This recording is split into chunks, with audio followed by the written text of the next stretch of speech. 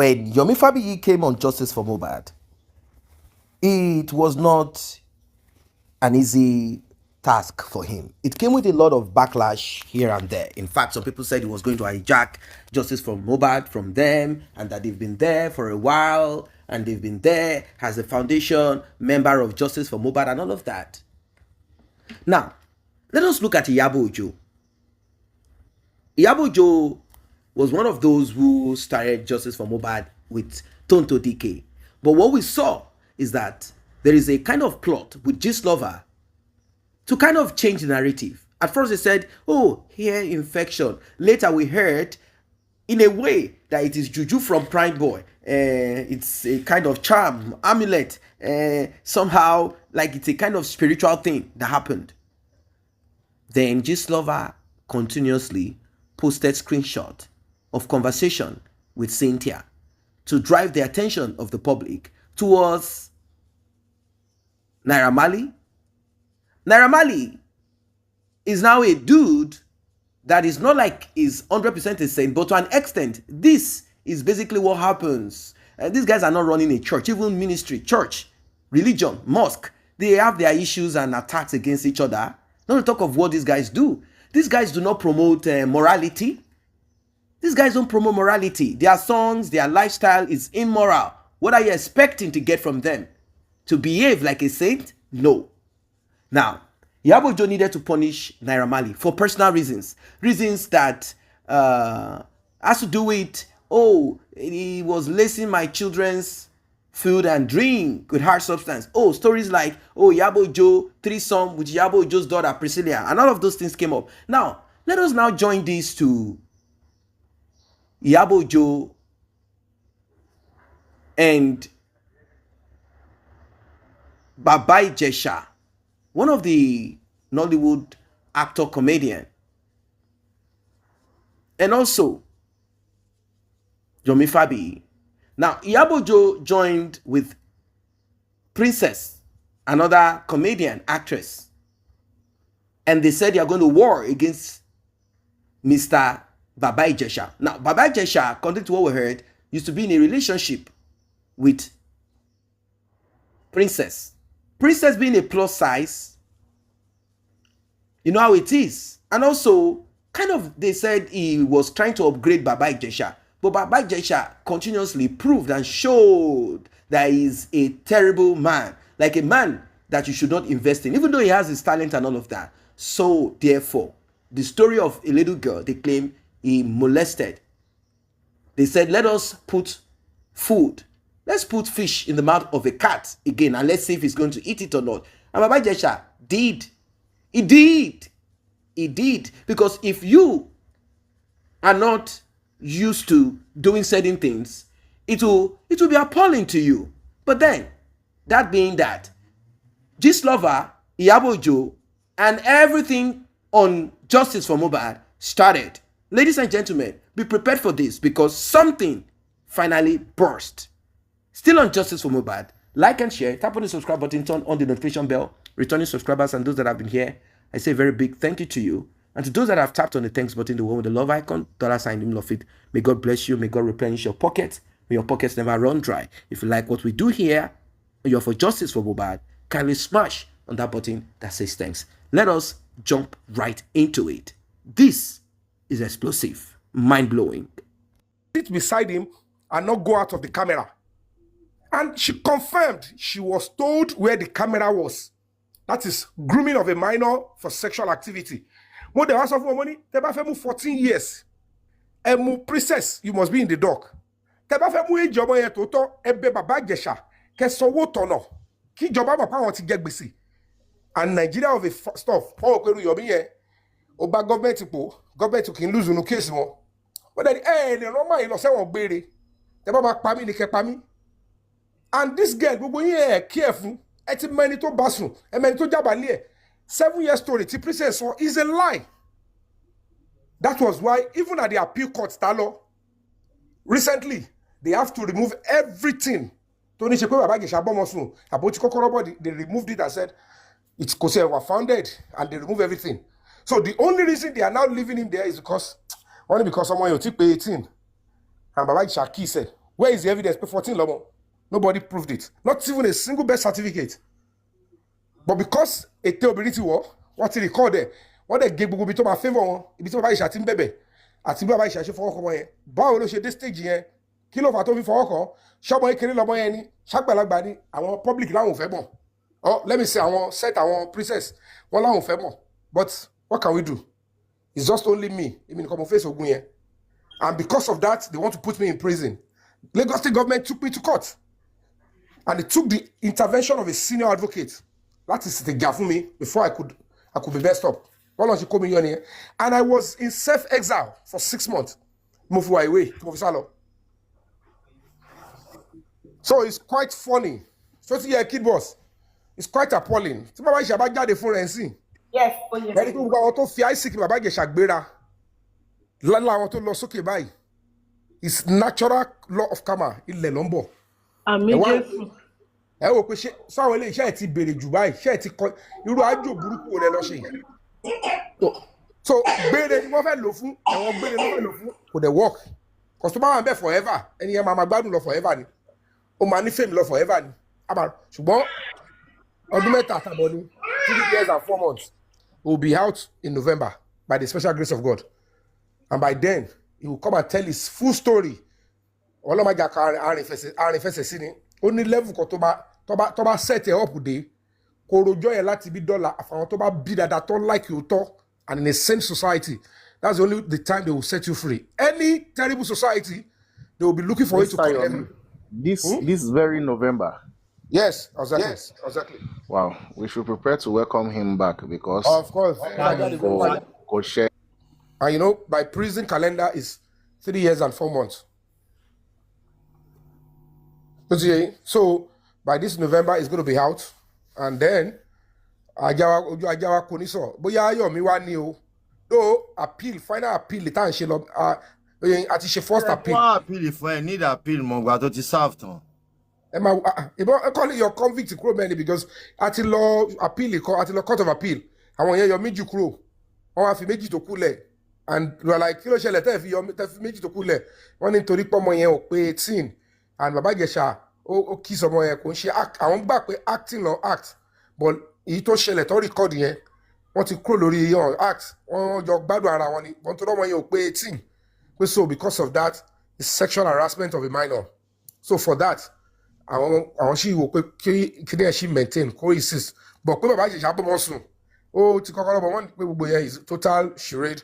It's not happening. Meanwhile, àwọn tó bá ọmọ sùn gangan láti 2020 tó ń gbé pẹ̀lú princess nínú ilé yẹn same compound Dàmọ́lá Adékọ́lá yẹn àti security ilé wọn tó ń jẹ́ Òkèlè lọmọ yẹn jẹ́wọ́ pé wọ́n ti ń bá òun ní àjọṣepọ̀ wọ́n ti ń harass òun sexually láti 2020 tí princess mọ̀ kò dẹ̀ sọ fọlọ́pàá ó wá di April 2021 ó wá set bàbá Ìjẹ̀ṣà up kó máa bọ̀ kó wá ṣe fíìmù ó fẹ́ ya skit sexual ó wá ní kó máa bọ̀ kó fẹ́ ya skit ó wá sọ fún pé kó má kó aṣọ bàbá Ìjẹ̀ṣà wá o róòlù young boy ló fẹ́ kó wá ṣe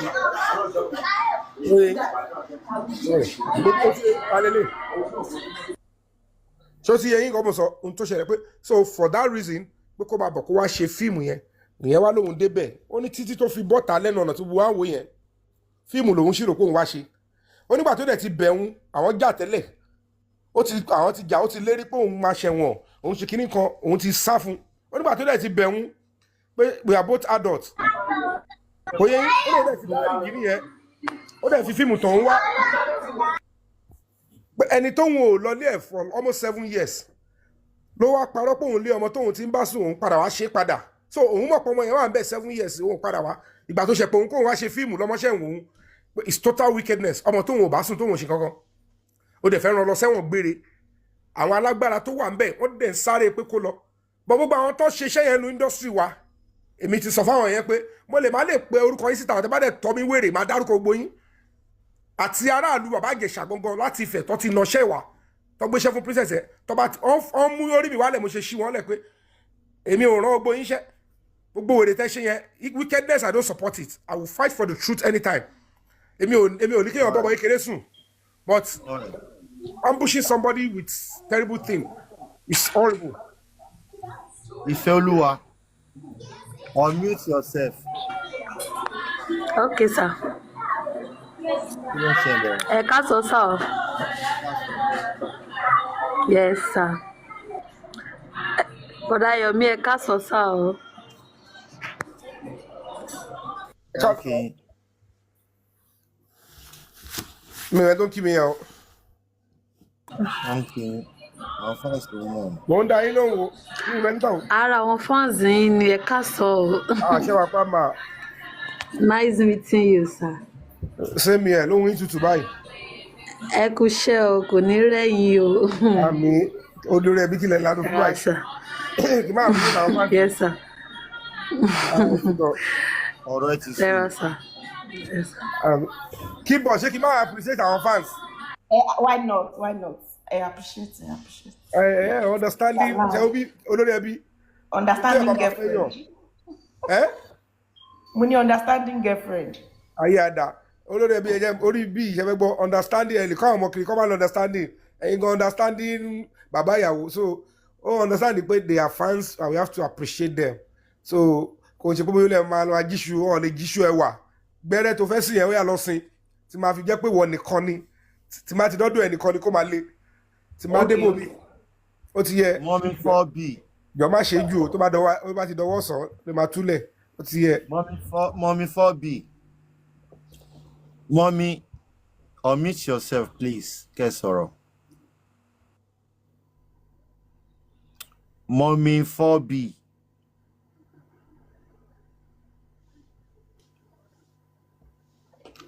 Damlog ń bolo lọ tẹ́lẹ̀tẹ́lẹ̀. Mi ò lọ́bi ọkọ̀ mo jẹ́ mo ò sí nílé ni inú mọ́tò tí mo wà lé mo ti ń pariwo lẹ́ǹkan yìí tẹ́mi drop bọ́dà Yomi o báyìí pé bí ẹni tó ní irú ìwà pé bí ẹni tó ti ń bọ́mọ kékeré sùn tipẹ́tipẹ́ kó tó fẹ́ ti máa yẹn ọ̀pọ̀ ni àwa yìí àjọ ń gbé ládùúgbò tí mo mọ bàbá àjèjà dédédélé wà láì tàdá máa mọ̀ pé bí ẹni oníwà burúkú ni. Of course now. But ànípéjẹ́ tí mo wá rí princess ìfẹ́ ó ń post bí ó ń ta oúnjẹ ni nínú ìlú tó wà ní bí ó ń ta oúnjẹ mo wo oúnjẹ tó gbé kalẹ̀ mo wo òun gan wà láì wọn yàtọ̀ síra wọn ó ti ṣá àwọ̀ ẹ̀ ti ṣá kò wá dàbí princess ìgbà yẹn gan mọ́. Damlog ẹ ṣáà máa ń wo àwọ̀ ewé ìwò yìí tó máa ṣe lórí LTV8. Yes. Bàbá Ìjẹ̀ṣà ló mọ́ coordinate gbogbo àdúrà àwọn ọmọ tẹ́ ẹ̀ rí mbẹ̀ yẹn ẹ wo iye ẹ̀sọ́ ti ṣe program yẹn kò sí kankan náà àwọn ẹ̀ tí Bàbá Ìjẹ̀ṣà abuse. Like I'm saying àti mọ Bàbá Ìjẹ̀ṣà ní industry for so many years àgbọn tó jọ nínú industry. Like I'm saying I'm not see the point is this àwọn èèyàn ọmọ yàtọ̀ nu tó bá set you up for flirting àti tí èèyàn bá jẹ́ pedophile. Yes. Like I'm saying so when they set you up for flirting tó bá lọ́mọ 19-year-old 20-year-old tó bá fi set you up àwọn tó ní motive yẹn tó believe pé àwọn lè lo ìjọba wrongly wọ́n á change wọ́n á fọmọ yẹn ní football age tó bá ti kó sí pápẹ́ yẹn ọmọ tó mọ̀ pé ó ti ní sex constantly princess mọ̀ pé ọmọ yẹn ní sex constantly nítorí pé lẹ́yìn tó mú Bàbá Ìjẹ̀ṣà tán few days after tọ́lọ́pàá lọ ṣe test lórí ọmọ yẹn ni wọ́n rí pé lẹ́yìn yẹn lẹ́lòmí ìṣẹ̀tùbà sùn tó bá spam ń díẹ̀ ibẹ̀ ni wọ́n ti wá lọ bú ọmọ yẹn pé kí ló ṣẹlẹ̀ 7 years ago ló ní Bàbá Ìjẹ̀ṣà bọ́mọ yìí sùn eléyìí tí ó set Bàbá Ìjẹ̀ṣà up ìjọ tó mú yìí Bàbá Ìjẹ̀ṣà ò bá sùn how come where did you get spam lórí bọ̀dà Dàmọ́lá ni who is Dàmọ́lá bọ̀dà Dàmọ́lá Adékọ́lá they went to go ta ló tún bẹ́ẹ̀ sùn ó ní the security in our house ibẹ̀ ni ọlọ́pàá swung into action security yẹn sá lọ but Dàmọ́lá Adékọ́lá yẹn you understand Dàmọ́lá Adékọ́lá yẹn wá kọ sínú statement yẹ ipe girlfriend òun ni ọmọ tí princess pè ní 14-year-old ẹjọ how can a government kọ́ wá rí yẹn kọ́ wá ní ẹni yẹn kó máa lọ kó máa try ẹ̀ ní court same victim same investigation same case you understand kẹtìgẹtì Damlog ṣọtìgẹtì kìíní yẹn ẹ make sense. Nǹkan tẹ́ sọ́nà yẹn tó bá yé mi dáadáa ọmọ yẹn wọ́n pè ní ọmọ 14 years old Exactly. wọ́n charge bàbá Ìjẹ̀ṣà fún torí wípé ó jẹ́ kò tí tó age tó yẹ kó 18. ti bá súnmọ́kùnrin. Eh, Now wọ́n wá padà lọ apprehend bọ̀dá Dàmọ́lá. Bọ̀dá Dàmọ́lá wá ní girlfriend òun ni. Wọ́n wá fi bọ̀dá Dàmọ́lá lẹ́wọ̀n wá mú bọ̀dá Dàmọ́lá wípé ó ṣe máa date ọmọ 14 years bó old. ti ẹ ṣe pé déètì ó bá sùn wọ́n arrest ẹ̀ ọlọ́pàá ṣiṣẹ́ wọn. Ohun tí gbogbo yóò understand nínú kéèsì ni pé they arrested Damola Adekola wọ́n fi sí cell with Baba Ijesha while they were in party. And now, ó wá di pé they should now go to court. Damola Adekola wrote in his statement pé girlfriend òun ni. As a matter of fact, nínú cell go sọ fún Baba Ijesha pé tó bá bóun po anything, òun lòun lọ share account to UBA as an adult. Now, because of that, when they wanted to charge them to court, wọ́n wá ní kí Damola Adekola tí ó bá ọmọ sùn gangan tó ń rí spam ẹ̀ Baba Ijesha wọn ò rí spam ọ̀rẹ́ evidence kankan other than the video pé wọ́n ló kìsì ẹ̀. Wọ́n wá ní kí Damola Adekola can walk free. They didn't charge him. Wọ́n wá ní Baba Ijesha nìkan ni wọ́n gbé wá sí àjọ adájọ́. Adájọ́ wá wo case file ó wò wáyé pé ẹni tó bọ́mọ sùn investigation ọlọ́pàá lélẹ̀. This is the person that has sex with the girl. Ẹni yẹn tún wá jẹ́ pé ó ń gbélé princess. Inú bẹ̀yẹ àwọn yẹn ti harass ọmọ yẹn láti 2020. 2021 princess ṣe wá invite Baba Ijesha wá.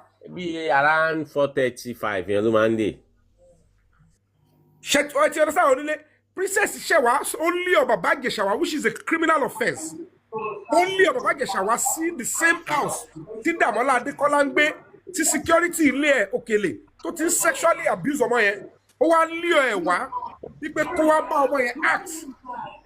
So while they are calling police on Baba Ijesha, àwọn tó ń bá ọmọ sùn wọ́n wá ń wo bó ṣe mú Baba Ijesha lọ pé why is the law going for Baba Ijesha?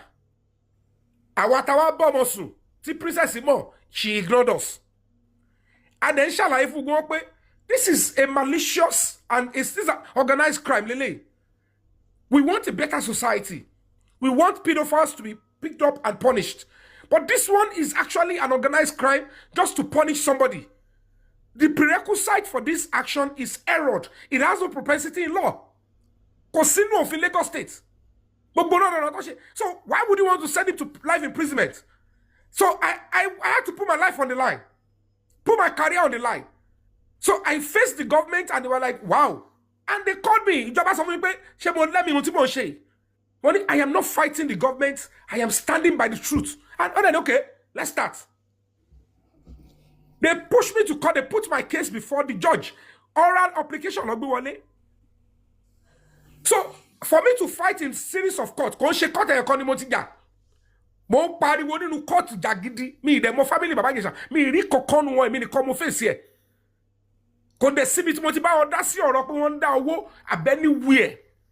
I just started the war with to the 10th on Israel. Ọlọ́run dẹ̀ jáde. When I began to cry, 19 lawyers at 2 senior advocates gba $1 not telling me what court face the case here. Judge go by wàhálà dé.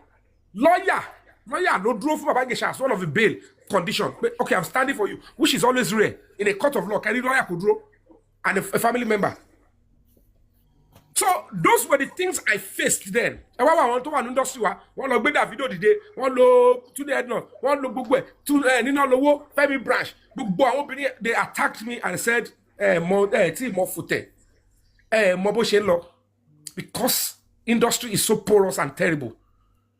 But once of when princess he say, mo follow babura, bí wèrè ṣe yadanu láti 2021 nìyẹn. Kò ṣépè tí ó ṣetán. Akọ́lẹ́dé tó gbé ṣépè yẹn ló ti wọ London, ó ti lọ fún 4 years. Wèrè tí bí kankan láti gbà yẹn. Ẹ ká bá lóun gbọ́ mọ́ mi ṣépè. Bá fi anything bá mi pò. Ẹ má fọmọ bu ẹ má fẹ́ fílẹ̀. Àní ẹ̀gbọ́n kan tí mò ń sọ ní ẹ̀gbọ́n. Àníyàn dídì gbé ọmọ mi ṣépè ni mò ń sọ.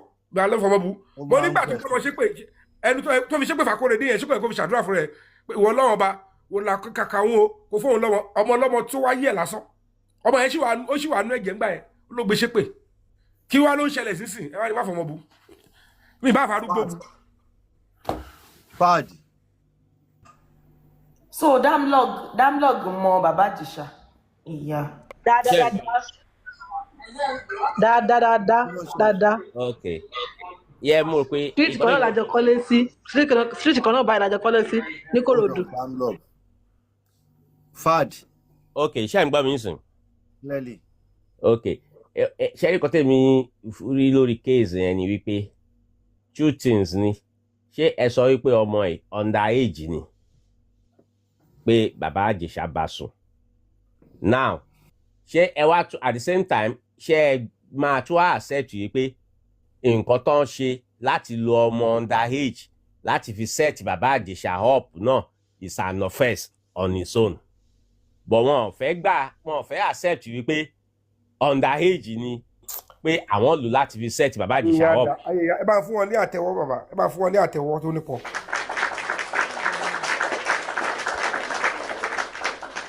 Because tẹ́ bá ti lè accept wípé under age ni láti fi set bàbá Ìjẹ̀ṣà up, then you know guilty on your side because ẹ ṣe máa lo ọmọ under age láti fi set èèyàn up. But wọn ò fẹ́, but ní side yẹn wọ́n máa fẹ́ argue pé no kì í ṣe under age. But then tẹ́ bá sọ kì í ṣe under age láti set bàbá Ìjẹ̀ṣà up, then kì í ṣe under age ni bàbá Ìjẹ̀ṣà náà try láti molest nìyẹn. Lọ́dọ̀ gbà ọmọ yẹn gbà fún rẹ̀. Nínú fídíò clip tá a rí ṣẹ́rí èmi tiẹ̀ mọ time kan ẹnìkan tí mo mọ̀ nílùú yìí tó sọ fún mi wípé wọ́n try láti ó fẹ́ try láti wọlé síbì láti fi kíní yẹn jẹ àdúró láti fi case storyline yẹn fi seek for asylum fún ààrẹ àtọmọ yẹn. So èmi máa ń tẹnumọ́ wípé lórí ọ̀rọ̀ bàbá Ìjẹ̀ṣà yẹn àti NSAS kìíní àwọn roles tí Mr. Yomi play is an antecedent láti show wípé this man is a genuine human rights fighter tó ń defend the ẹ̀tọ́ ọmọ ènìyàn. So ẹ jẹ́ ká máa bẹ́tò lọ. Ẹ ṣé. Thank you so much, sir. Ẹ̀yà má gbára lé wọn. Sherry, God bless you. Kí ló ṣe Sherry? Nígbà tí busy ẹ̀ ní. Bóyá mo ń gbọ́ ẹ Kid Boss. Yes, Sherry, quest to blow in Nigeria is something that affects so many things. Sherry, tí wọ́n bá ti wá blow tó, quest for power is another thing. As a matter of fact, mo máa rí àwọn èèyàn bíi pé wọ́n lo avenue, wọ́n lo láti jẹ́ celebrity, láti dókè, kí wọ́n wá máa fi oppress àwọn èèyàn. Ó dàbí ẹni pé nǹkan tó ṣẹlẹ̀ nìyẹn. And most of the celebrities wọ́n ti cause more damage than good in this country. And it is high time àwa tá à ń wò wọ́n, àwa tá à ń fi wọ́n ṣe role models ká máa fúnra wa ní brain kan. Get, as a matter of fact, àwọn èèyàn tó ti ní cancer of skin àbí skin cancer wọn ò ń ṣe kékeré. Nípa pé àwọn celebrity yẹn wọ́n á máa pòpòpò papọ̀ fáwọn èèyàn. Wọ́n á dẹ̀ máa ṣe pé òun làwọn ń lò. Táyà a lot of people ti bàjẹ́. Just look at this thing now. Tó bá jẹ́ pé Nigerians afárabalẹ̀ ṣe mọ̀ pé bàbá Ìjẹ̀ṣà ó likely kọ́rọ̀ ẹ̀ má dìbò ṣe dà. Tó bá jẹ́ pé ọ̀rọ̀ Naira Marley náà tó bá jẹ́ pé àfarabalẹ̀ ṣe mọ̀ pé by now ó likely kí Naira Marley ti kú nítorí pé èèyàn kan àbí àwọn set of people kan náà kọ̀ kóra wọn jọ tí wọ́n set camera tí wọ́n dẹ̀ ń bayé àwọn èèyàn jẹ́ without evidence. We can do better. We can do better because kò ń ṣe gbogbo nǹkan tí àwọn tá a pè ní celebrity bá sọ ló yẹ ká máa gbọ́, ó yẹ ká máa farabalẹ̀ at times. Imagine pé Mr. Yomi did not stand up for Baba Ìjẹ̀ṣà. What would have kí ni ó máa jẹ́ faith ẹ̀ bí wọ́n ṣe máa rán lọ sí ẹ̀wọ̀n gbére nìyẹn ò tí kò ní dé mọ́. Ànírú àwọn èèyàn bẹ́ẹ̀ yẹn náà gẹ̀gùn fún Nàìjíríà yìí every day àwọn innocent. So it's not that he's 100% innocent, but like Mr. Fad said, why would you even do that? Kí ló dé tí wàá fi fi underage ṣe experiment? Can you use your children? In fact, it is, yes, they almost cancelled Naira Marley. They have even cancelled him because àwọn kan ti gbé sẹ́gbẹ̀ẹ́. Àwọn kan ò fẹ́ gbọ́rọ̀ Naira, wọn ò fẹ́ gbórin Naira Marley mọ́. Nítorí pé belebelebelebe up to date evidence mú jáde. Wá shield àwọn tẹ́ mọ̀ pé àwọn ló wà in position tó yẹ láti sọ òdodo jáde because mi ò tí mọ̀ wá ìtọ́kọ àtìyàwó ṣe máa wà nílé tí ọkọ ẹ tiẹ̀ fi kọ́kọ́ máa fail at your watch. I don't know the kind of person you are. Tọ́kọ ẹ á fi fail at your watch débi pé ọkọ ẹ á tún wá fail tán o tún nílé rí nǹkan kan gidi sọ. It's sickening, but it is well. Nigeria is the Lord. It's a good boss. Yes, sir. Lójú àríni, lójú ọ̀tá ẹni, èèyàn máa ń ṣe ọ̀rọ̀ sọ. Lójú alábòsí, èèyàn máa ṣe ọ̀rọ̀ sọ. Lójú ẹni tó bá fẹ́yàn, ó lè ṣe ọ̀rọ̀ sọ. When they were setting up Jesus Christ, ìgbà tó káwọn pípín yẹn lára, wọ́n ní ó pè kí Pilate kó fún àwọn ní Barnabas tó jẹ́ armed robber kó ṣàbáwọn crucify Jésù. Nígbà tí Pilate wò dé stage kan pé this is wickedness. Ẹ̀yin èèyàn léwu. Ó ní I will deliver the judgment. Kọ̀kọ́ gbé omi wá, ó dẹ̀ ṣanwó ẹ̀ kúrò ní judgment yẹn. Nígbà tí mò ń dárígi tí mo sọ pé okay, this people intervened. Okay, mo fi Láre Ọmọdé alẹ̀. I want to step out of the case and all of that. Ṣebí Karimo yìí náà ló tún parọ́ again. Tó ní kíní kan pẹ́ẹ́sì dá sí pé wọ́n ti gbé owó fún mi. Because they lack integrity and pedigree. And they will come up and they be telling people about anything on pie. Now, mo wá ọba ìpè tó bá jẹ́ yẹn ni. Ẹ wo ṣe ohun ẹgbẹ̀gbẹ́ yẹn náà. Only. So because I have to return, I said, okay, you know what? Let the case continue. You are filing for fundamental human rights. To bá ti ṣe tán bẹ́ẹ̀, then we now face it. So that at the end of the day, you go and face and get punished for the crime you committed.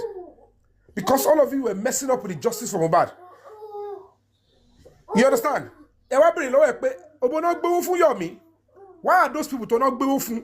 Kí ló dé tí wọ́n ṣe go after Yomi? Okay, why is it now continuing with the case? That is the evil that you allow them to do on this app. Ẹ bèrè lọ́wọ́ wúrú yẹn tó lóun wà l'Amẹ́ríkà. Ṣé gbàwo ni ò pàdé padà kà? Ìgbàwo ni ìlú yẹn ṣe fẹ́ gbé? Ohun tí ò tó ṣojú ẹ̀ tó ní wọ́n ti gbé owó fún Yomi ni Yomi ṣe accept bó fẹ́ dárí. Now that I said, okay, you know what? We'll continue with the case. Ẹ wá bèrè lọ́wọ́ padà pé now, where is now the bolotil evidence pé wọ́n gbé owó fún Yomi? Just the same way she tried to, every one of them, owó iná ṣáà ni, wọn ò ní integrity, wọn ò lọ́jọ́ ọ̀la, wọn ò ní kọ̀kọ̀ tó fẹ́ jà fún. Ẹ wo orú case Bàbá Ìjẹ̀ṣà, ẹ wo orú lady Bukky kìíní yẹn, kó máa sọ pé owó kan, wọ́n ní èèyàn fàdí ọmọ kékeré ya, olówó ni mo fi kọ́lé. Kí ni Bàbá Ìjẹ̀ṣà wá kọ́? Bàbá Ìjẹ̀ṣà ti kọ́ prison àbí? Because me reason tí èèyàn máa ṣe máa jarújà yẹn, tó máa náà ń dáwó fún ẹ pé kí o, èèyàn fàdí èèyàn ya ọmọ kékeré ya. I put my life on the line. I didn't join any group. That me, but she came up with that terrible lies. When I'm a complete corporate standard filmmaker. She be told me I was just one like Jamon. Timon Lowato, lo Canada, lo America, lo America, fly one America, Timon lo Kakiri. Town fans pay me Kimabo. But we fly London America lazo. Because we travel world. UK ẹ̀mejì mo wá bẹ̀, mo lọ Canada lẹ́ẹ̀mejì, mo ta fíìmù àárín ẹni Mohbad kú sí, àárín ẹni mo ti fẹ́ abandon struggle yẹn pé I'm abandoning this world tour kí lọ face justice for Mohbad. Mo move motion pé we are going to start a serious protest and EndSARS is a breath in the other. You understand? Owó ni mo fẹ́ máa lé ni mo fẹ́ ṣe okòwò. Yes, Láre Mr. Yomi, ẹ wo, my own is ọjọ́ téèyàn bá ṣáà ti dẹ́kun àti bàyànjẹ́, ọjọ́ yẹn náà máa bẹ̀rẹ̀ sí ní máa bàjẹ́ around. We can see what is happening ojú wa fọ́. Àti Nigerians were become everyday and justice, so kò sí anybody tó lè hide under anything now. But ẹ ṣáà jẹ́ ká mọ̀ pé kàmá kò sí. In fact, àwọn gangan ní kàmá ara wọn because nísìn very pain ẹ̀rí ẹ̀gún tó ń gún wọn left and right nsìn àwọn time tó wá yẹ kọ́kọ́ wọn balẹ̀ ìgbà yẹn gangan ní ìṣòro ẹ̀ṣẹ̀ wa mú ẹ̀mí wọn so ká máa wò bọ̀ Tom K 199 let's have you. Tom K. Good afternoon, everybody. Good afternoon. Olóyinmo Kinyo, Mr. Yomi. We all know you are a justice fighter. But nǹkan tó máa ń bá fún èmi ni pé ìgbà tí this woman Queen Mother bí what is she called and àwọn film industry Mr. Yomi like ìgbà tí mo bá ti ṣe kún gbà yẹn tí wọ́n pé she all come aside nígbà gbogbo àyẹn ló máa set camera but gbogbo àwọn nǹkan tó ń jáde sí all evidence tó ń jáde left and right nísìnyí ṣé this woman ṣé wọn ò rí ni àbí she just put her deaf ear I don't understand because to me even ọmọ tó ṣe ìbílẹ̀ ní ìgbọ̀n sef ọgbọ́dọ̀ fún ní narrative yìí pé this is how all this thing goes tó dẹ̀ ní ìwé pé ọkọ kú this woman call Iyabo Ojo again ìwọ iná ló tún gbé kún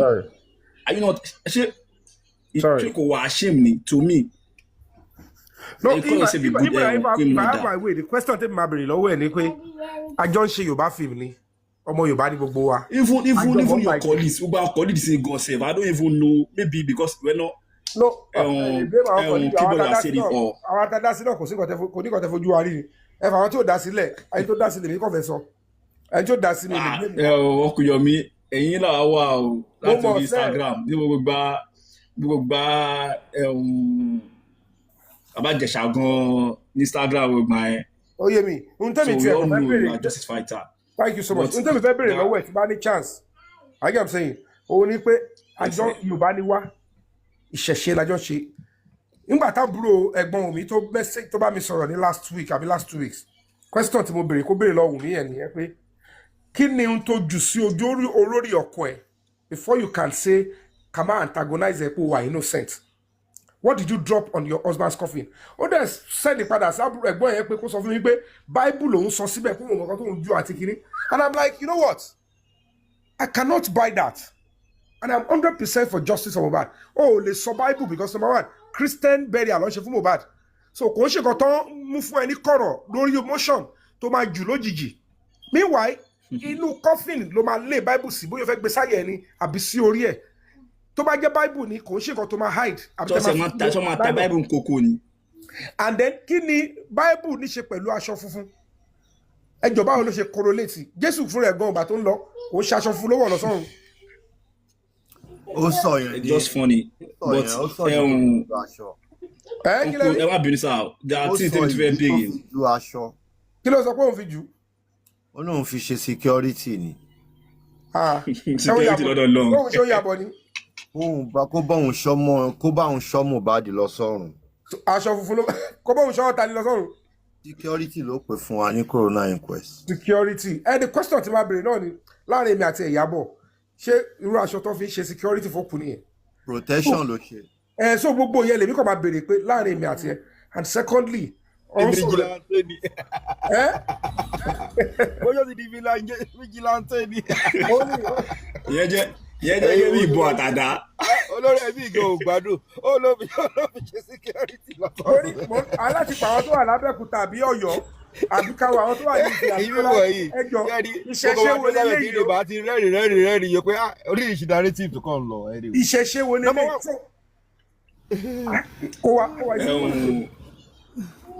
One more thing again.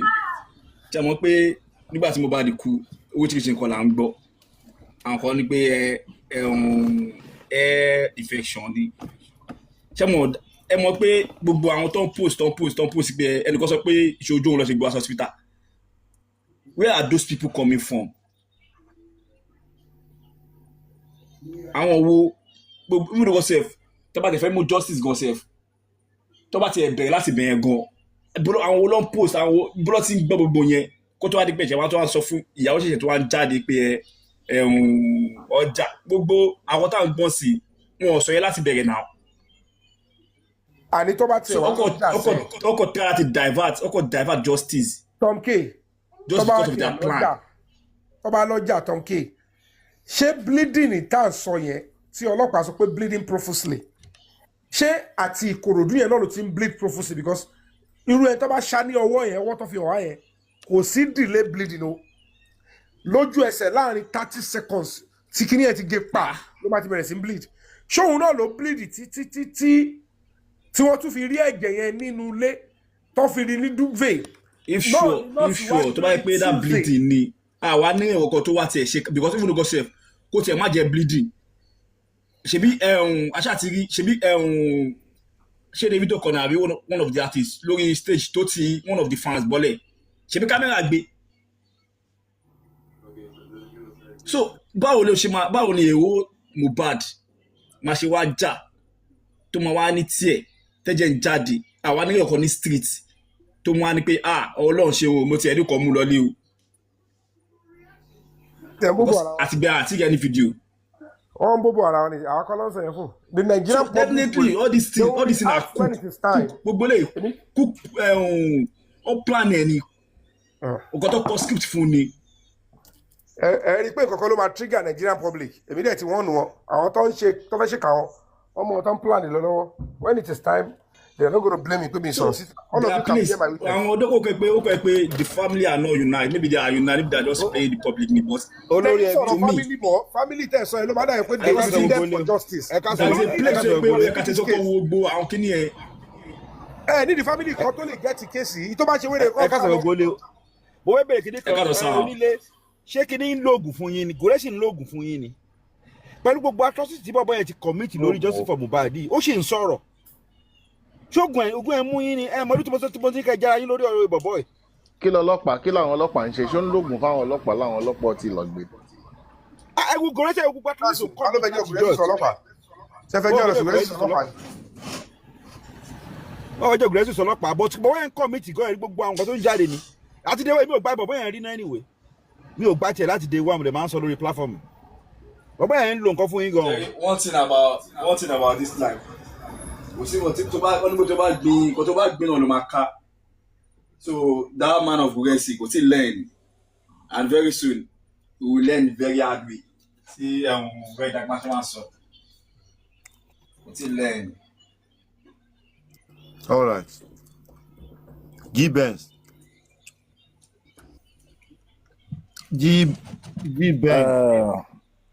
báàlà àti ẹ̀rọ tèmi ò pọ̀ ju o. ẹ káàsán. pẹ̀lú ẹ káàsán mo kí gbogbo lé Yomi mo kí yín o mo kí gbogbo.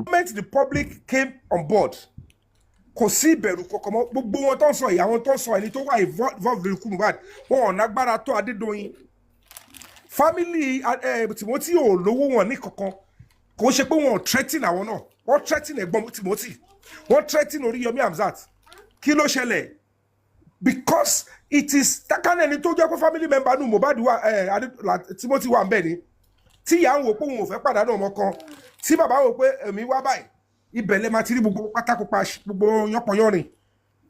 So we all know what is happening. You are all trying to make you're trying to dodge it and ẹ wá ń fún àwọn tó ń fún family yẹn ní credence ẹ̀yin gangan lẹ affect struggle ẹ̀yin public ten tó sẹ́yìn family when you are supposed to ẹ láti kókó ọ sẹ́gbẹ̀ẹ́ pé any of you seeking justice for this boy should just be saying thank you public ẹ kò máa say thank you leave the public and the police to look for it but when you all queue behind family members ṣe fẹ́ ya ọlọ́pàá ń wèrè ni àwọn activists tó ti ẹ̀ ń fèsì ẹ̀gọ́ ṣe fẹ́ máa ya wá wèrè because at the end of the day nǹkan tó ń jà mí lẹ́nu nìyẹn that is why I'm still confused today because I believe nobody can cry more than the family and moreover secondly I must say the music the musicians the music colleagues the colleagues of Mohbad what are they doing which support are they giving your uncle Yomi gbogbo àwọn musicians what support are they giving you.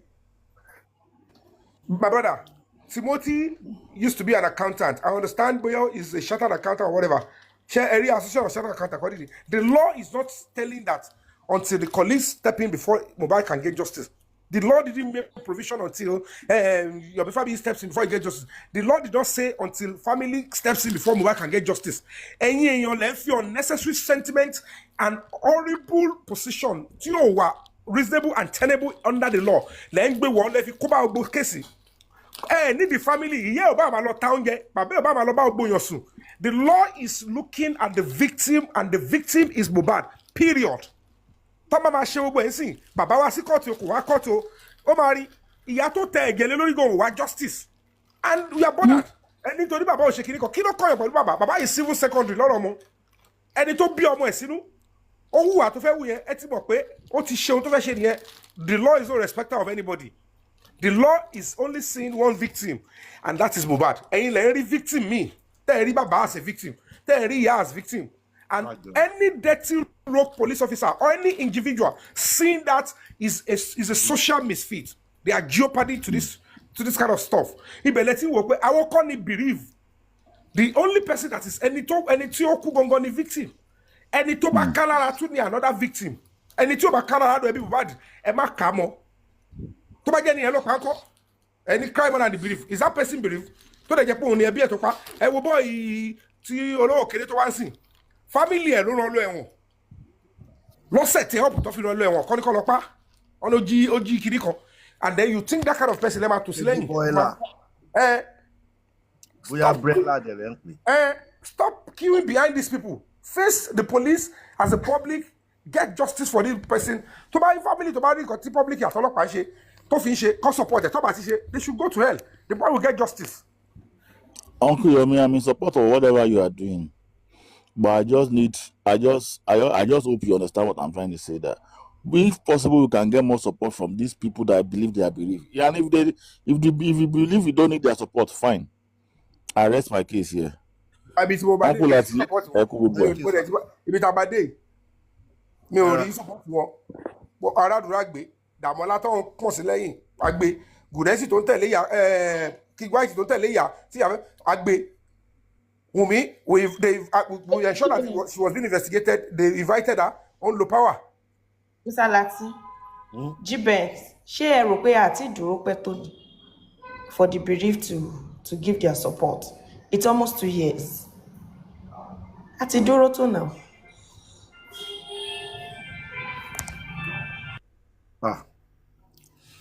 Ìrètí pípẹ́ ò lè mọ́kọ̀ ṣàkó. Ètò yẹn náà lèmi náà ṣe ń sọ̀rọ̀ pé ó yẹ kí gbogbo wọn ti wá come back to their right senses by now.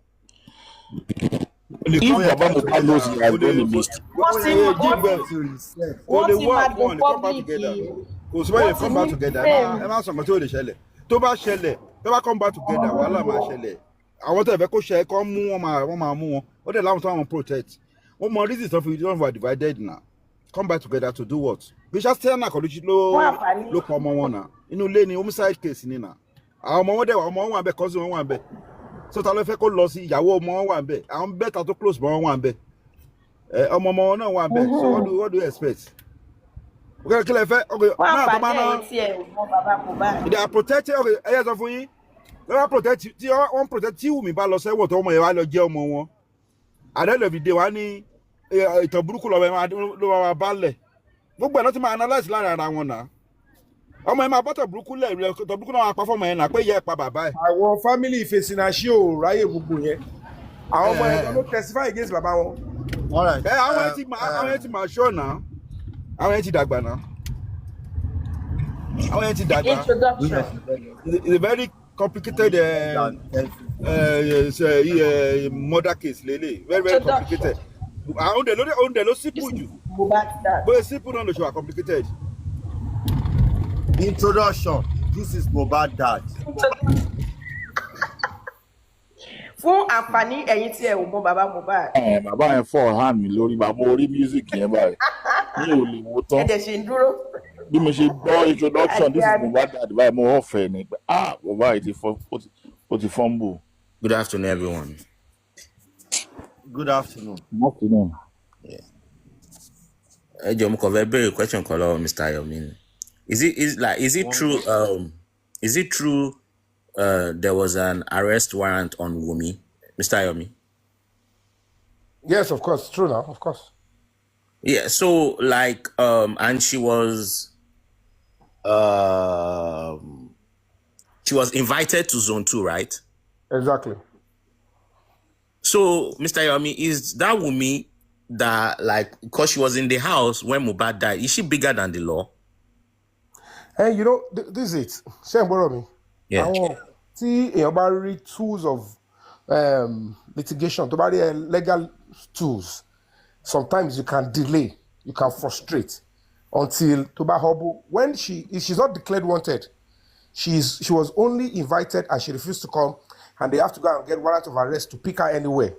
And the truth of the matter is, we'll look for her in about 2 places. Rimuni, because lórí phone nígbà yẹn, I'm telling you guys on authority, she kept a burner. So, on break gbogbo kini yẹn tó bá ti fẹ́ súnmọ́, you won't be able to get her eventually. However, ó tún lo power of the law. Bẹ́ẹ̀ làwọn lọ́yẹ̀ ń wá tó wá try láti bá àwọn ọlọ́pàá sọ̀rọ̀ pé. Tó ń suppress ẹ̀. Tó ń suppress Yeah, ẹ̀. but Mr. Yomi, that arrest. Just the way this African TV, Larry Omodia was doing. Òun náà lo series of tools, machineries láti suppress it, tó fi ń delay arrest and prosecution. Yeah, but Mr. Yomi, that arrest warrant, was it from the court or just the police only? Court ló lè issue arrest. No, but see, the police doesn't have power to arrest anybody except they meet you at the point of the crime. She broke the law of the court to not honor the invitation. Exactly, but like I was saying to you. Okay, so how come that person was able to travel out of the country? That's why I'm so like. That's why I was like. Yeah. She has not been declared wanted in the sense that let me just tell you your fundamental rights. See, ọlọ́pàá bá pè ẹ́ fún kankan bóyá o pé fẹ́ arrest ẹ. Normally, tó bá di pé arrest yẹn is illegal or is persecution, you can easily approach the court that àwọn ọlọ́pàá tó fẹ́ pè mí kí why. Nísìnyí mo wà ní hospital bed. Let's take for instance, you are on the hospital bed. Ó dẹ̀ ti sọ fún wọn pé ẹ ti invite mi ẹni kí wá on the 17th. Mo máa ṣe surgery, a major surgery, on the 17th. Kí n tó kúrò hospital, ó máa tó bí 2 weeks after. And I told you people pé mo wà hospital. Fẹ́ gbàgbọ́. You went straight to go and obtain warrant of arrest to come and pick me up. All láti gbé mi kúrò ní wọ́ọ̀dù tí mo wà, ó wá lọ sá lọ sí court pé ẹ bá mi sọ fún wọn pé they should not arrest me now because they will be abusing my fundamental right to health. Because I must be mentally and medically stable before I can answer questions, whether before police or court. Tó bá lọ síbẹ̀ yẹn, adájọ́ lè sọ pé okay, I am giving the injunction. Hold on. Don't arrest this person until so time. Or tó bá ti power and so you are free. The doctor bá sọ pé free láti down. Do you understand? But Mr. Yomi, you are able to carry the other people now. Yeah, but I mean, we went after her. So are you telling me Zone 2 couldn't track her down with her phone or something? She kept a burner. That's why I use the language. She kept a burner on her phone and could also do láti Èkó ó lọ Ìbàdàn. One lè track ẹ lọ Ìbàdàn. Ó kúrò ńbẹ̀. Wọ́n lọ tún fẹ́ gbé kọjá ní border. But how was she able to now go to Tanzania? I'm surprised because I'm sure she'll be back by now also though. At the moment that happened, I kept saying, the moment that happened, always a double agent, struggle. Nígbà tí àdúrà tó yẹ kó múlẹ̀, the àdúrà that was meant to give further information, tọ́tí drill lọ, tó yẹ tó padà wá ní Monday, tó fẹ́ tagba extension fún pé, okay, they should hold àdúrà for another 15 days. Kó lè fún wa ní evidence tí ó máa lead ọlọ́pàá láti sọ pé tó bá ti yọjú because of this that we have here, we are declaring you wanted. Èmi ti yín tòótọ́, the àdúrà, they packed it up and they pushed him. They said they should go back to Panti. So all these things, information already here is from within people that were working together. So that is what the police were expecting.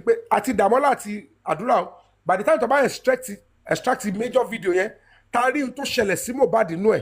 Let's say on that basis, Zone 2 can actually put her under serious wanted. And that means Kobawa and Tanzania anyway, they will bring her back. But Jackie and Shelley got to big case in Panty, and then so we're waiting. Well. We can go on and on and on about this.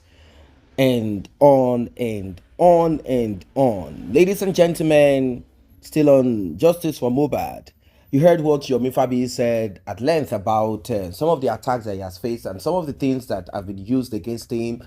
Some are saying, in the case of Baba Jesha, what was it that you did? Was there something extraordinary that you did? Why are you making it appear? Why are you making it sound like? Why are you acting like you are a Superman or there is something that you have added? What value have you brought on Justice for Mohbad? And is trying to defend some of these narratives, some of these things that have been said against him, about him, and all of that. He's trying to kind of defend himself like, no, guys, I have been up and doing on Justice for Mohbad. I have added value in my own little way on Justice for Mohbad. I have done this, I've been there, I've answered to this, I've done this, I've done that. And about the Baba Jesha thing, Oga, at the end of the day, was Baba Ijesha, was he not still jailed? So to him, if Baba Ijesha was jailed, yeah, Baba Ijesha was jailed, but the life imprisonment and the assault of a minor that would have been what they could have placed upon him is not there. Like it's not there. Like it's not there. What they were expecting, what they were thinking they were going to include, they were going to attach to him is not there. That's their thought, that they were going to kind of put it upon him and make it look like he is not effective and he's just wasting time on justice for Mohbad. Now this fight to finish, it has now spread over to other things. You know, there are people who are loyalists of Iyabo. There are people who are loyalists of Bukky Jesse. There are people who are loyalists of other people. So it's more like loyalists of that person, loyalists of that. And there are people who do not want this to come to an end. In fact, some people want it to be a continuous, like a full-blown saga where nobody will have any effective clarity about anything. That's basically what it is. Like it will be kind of, it's a crazy thing to think about it, really. Because all the effort that was put in place,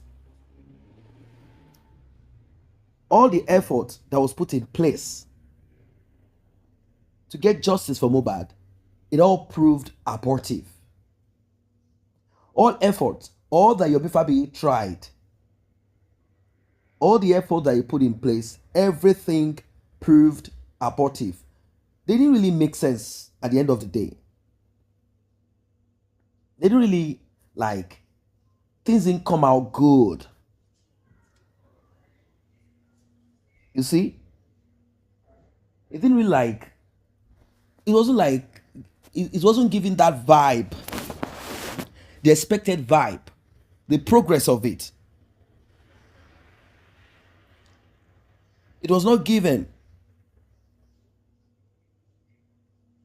So now with all this that is going on and so many things happening and the whole pressure and all of that, you could feel it everywhere.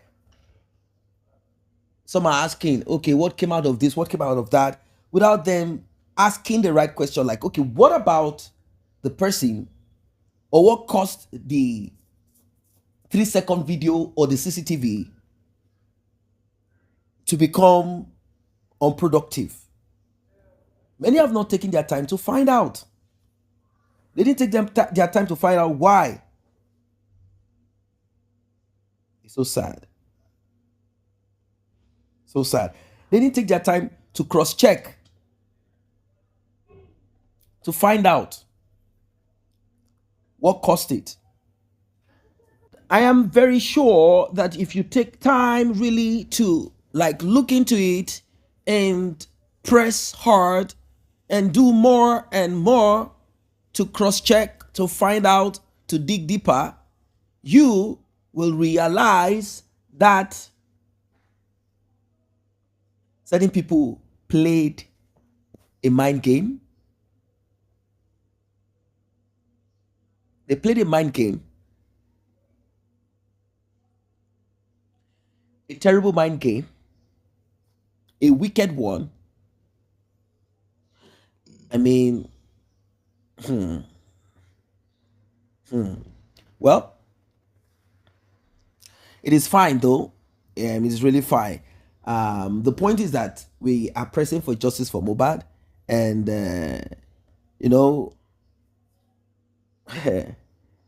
pressing for justice for Mohbad, and definitely we will achieve, we will attain, we will get there, regardless of how certain people might perceive it, or certain people, the way certain people want to be on it. That's what I mean. The way certain people want to be on this matter. The reality and the truth of it is that justice for Mohbad will be gotten, wherever it is.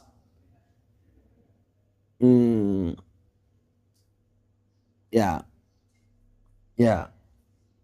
The wickedness of it, the evil of it, how someone could sit down and then map out strategy or ways and ways of getting people out of justice, ways of manipulating people.